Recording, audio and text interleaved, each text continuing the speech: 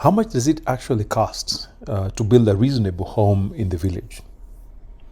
Can you take a guess for those of you who've not built out there, or those of you who are just planning about it?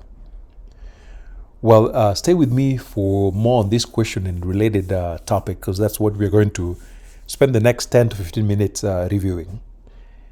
Good evening, family. Welcome back to Karateng, our incredible village in Kisumu in Western Kenya. If you're joining us for the first time, Kisumu is a lovely, lovely city. And in Karateng is only about 20 minutes from the CBD, 15 minutes from the airport. But it's a village that we love. This is where we live in Kenya. But we spend time in Long Beach as well. So as you can see, after a long, long day out in the field, I'm happy to bring you along today with me as I do my regular fruit run. In Karateng, we are exceedingly blessed with plenty of greenery all year round. In fact, it always looks like this pretty much all year round. Even during the dry season, it doesn't change that much. It changes, yes, but not that much compared to many of the places I know in Western Kenya. And we have rich, well-drained red soil pretty much everywhere, with some exceptions, of course, and lots of permanent rivers crisscrossing the village all over the place. I think that makes it a very enjoyable place to live because of the terrain, the weather, the temperatures. By the way, Karateng doesn't even get that hot. Kisumu city gets really hot sometimes, but up in Karateng, because we're up in the hill, it doesn't get as hot. In fact, the time I was surprised that it could drop as low as 60-something at night. So our temperatures are really nice. And because of that, we always have tons of fruits, both wild and planted fruits, whether you're talking about papayas, bananas, mangoes, passion fruit, guavas, loquats, avocados, and so much more. So again, that always means that there's always something in season, often multiple fruits in season at a time. So this afternoon, as the sun is just setting, this is actually one of my favorite times of the day, when it's not rained, it's just a calm day, the sun is just setting. I want to talk with you about the issue of the true cost of building in the village, because this is one of the most frequently asked question among novice builders or diasporans who are just thinking about putting together a budget that can put them closer to what they want to achieve. So as of today, I may not give you a whole lot because 10 minutes is such a short time, but I'll give you as much as possible that would help you think about your budgets for the most part. And as always, we begin with disclaimers. Number one, everything I'm about to tell you is based on my limited experience with construction. I've done this for the last maybe 7 years or so. So that's the extent to which I know. And I always emphasize that whatever I know is far, far less than what I don't know out there. So I'm also hoping to learn from you because there are so many folks who are watching us who have done multiple projects, and people are always very willing to share. So feel free to let us know if you're missing something, because we'd also like to learn from your experience. So today, again, my goal is to just show you what your options are and things you need to be thinking about as you're stitching together your budget.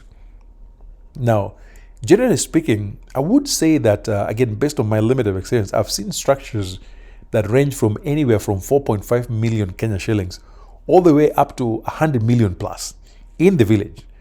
Yeah, some people build very expensive homes, but I've also seen relatively modest homes that are also well done. And as expected, the homes that are on the lower end of the scale generally are smaller, because you cannot build a bigger home on a tight budget. That doesn't work. So the ones on the lower end are usually smaller, and they often tend to use what I would describe as budget finishes. For example, approximately a 1,500 square foot home with acceptable or average finishes likely will cost you anywhere between 4.5 to 8 million. Again, all of that will depend on the following four things. Number one, foundation. If you're building on challenging terrain that requires some degree of engineering, yes, then even if the house is small, you might end up spending a lot more than you anticipated. For our home, we had a budget of about 1.5 million for the foundation. We ended up spending over 2.5 million just for the foundation alone. I was shocked because the house was much bigger than anticipated, and our terrain was a little more challenging. As you can see, this home, right? This is actually my brother's home that I built after finishing mine. So we had a lot of excavation to deal with this hill down here, and then behind it we had to build like a retaining wall. So to create this a level surface, it really took quite a bit of excavation work. So foundation will change your costs. Whether or not you're building multiple levels will influence your cost. Then the location, particularly in terms of transportation and the cost of buying materials. If you're closer to the city, there's certain things that will be cheaper, while there are also certain things that will be cheaper in the village. So location also might influence your cost in that sense. And then when you're talking about just the basic prep work that we do with all clients, which includes connecting power, water, and fencing, those things, most people don't always include them in the cost of building, but yes, they can really add up. So don't exclude the cost of bringing power and water and things like that. Now, on the other end of the scale, and I would consider this maybe a moderate size home. If you're building a 6,000 square foot home on average, with average or acceptable finishes, you're looking at anywhere between 13 and 15 million. You could do it less, especially if you're using cheap finishes. It'll be way less than that. But again, the cost for this will also still depend on the very same factors I listed earlier. The key difference for many folks is foundation, the roofing materials, and finishing. Now, sometimes you can actually manage cost depending on the walling material that you use. For example, if you use bush stones, machine cut, blocks versus bricks, you'll see a wide variation in cost. However, you have to remember that while some things might be cheap at the beginning, they might cost more. For example, if you use like stones that are not very well shaped, it might be cheap at the beginning, but they'll cost you quite a bit when you're doing plastering. So just because it's cheaper early does not mean that the long-term cost is going to be low. So what should you keep in mind when you're putting together your budget? Number one, think about some of what I describe as fixed costs, because there are things that will cost you about the same regardless of the size of the house. For instance, the cost of getting water. This has nothing to do with the size of your house unless you really need a lot of water, which the average family does not need. Now, if you're closer to a city and you want to connect to the sewer line, then it'll be pretty much the same thing regardless of the size of the house. And that also applies with the cost of bringing Kenya Power to your site. So the cost of, what it'll take you to bring Kenya Power to your site has little or nothing to do with the size of the house you're building. So these fixed costs are things that people often ignore, but they can pretty much add up if you don't factor them in early.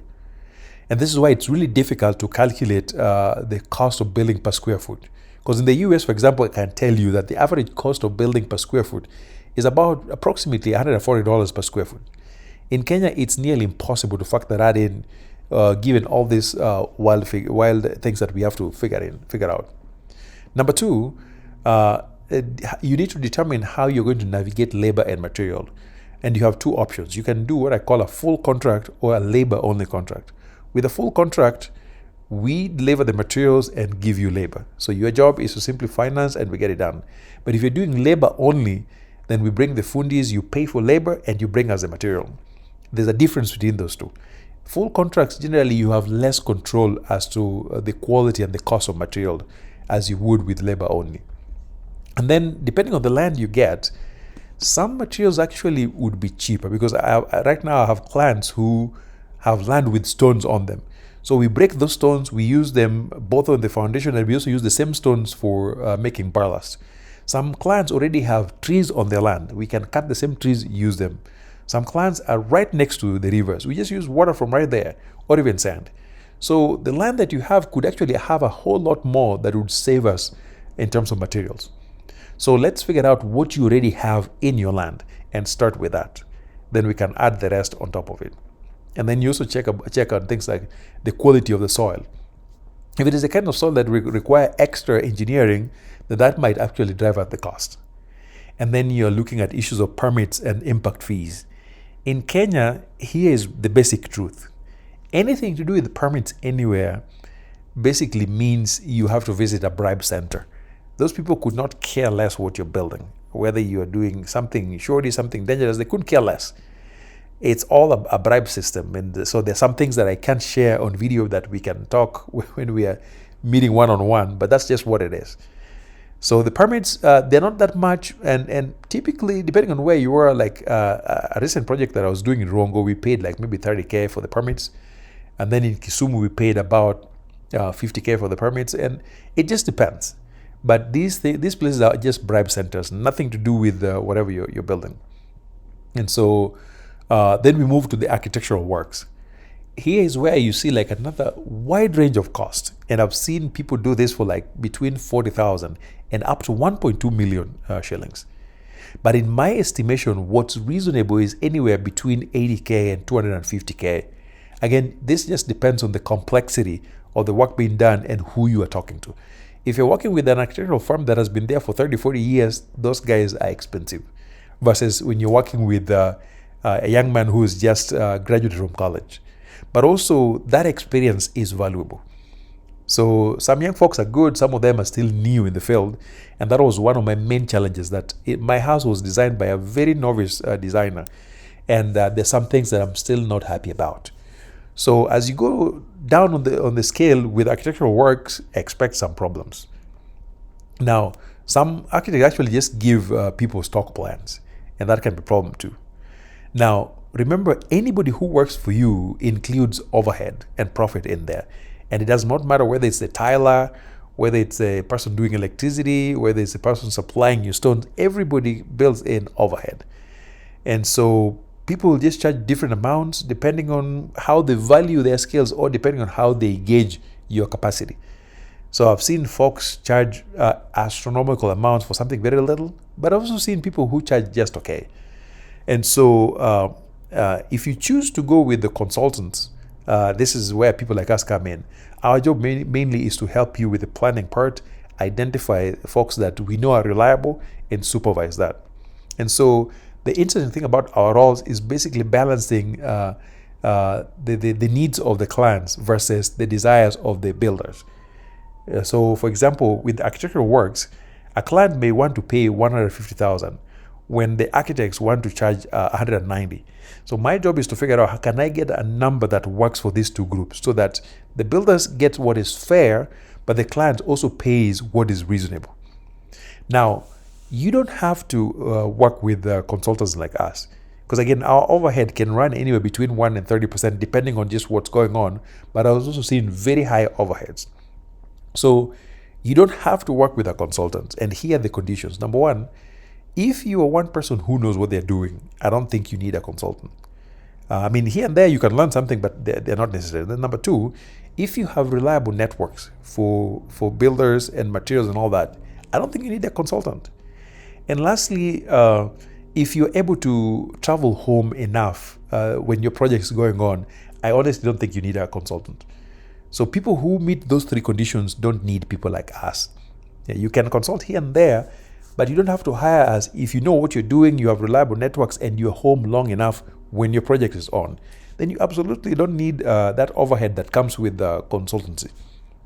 And so the other thing to keep in mind too, I always ask folks, please keep some contingency fund somewhere, or at least factor it in your budget that anywhere between 10 and 20% of your budget will go to things that were not anticipated or things that were unexpected that will pop up as you build. Sometimes this can actually go higher depending on some of the surprises that will pop up when you're building. So always have some kind of a contingency or miscellaneous budget for when things need to be moved back and forth. And then, as I say, critical warnings. To the extent possible, get more than one bid. It might cost you more because oftentimes it costs money to send folks to your site to get an estimate. But if at all possible, get more than one bid. Now, that should be good, but remember, good is seldom cheap and cheap is seldom good. I hope that you learned something, and I will see you in the next video. Thank you.